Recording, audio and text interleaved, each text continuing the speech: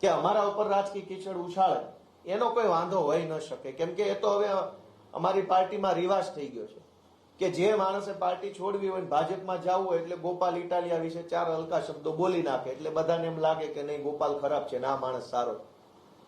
પાટીદાર અનામત આંદોલનથી લઈ આજ દિવસ સુધીનો ઇતિહાસ છે કે ખાનખાના લોકોએ પાર્ટી બદલી નાખી, ખાનખાના લોકો જેલની, પોલીસની ને ભાજપની બીકે પલટી મારી ગયા છે. આ ગોપાલ ઇટાલી એક જ મરદ મૂછાળો માણસ છે જે આજે ખોખારો ખાઈને ભાજપની સામે ઉભો છે.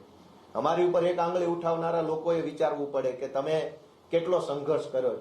પાટીદાર આંદોલન વખતે પણ જેલમાં જવાના ડરથી પાટીદાર આંદોલન વેચી નાખનારા લોકો હતા જ કે જેલમાં ન જવું પડે એટલે આંદોલન વેચી નાખ્યું, ભાજપને ત્યાં ગીરવે મેલ્યું.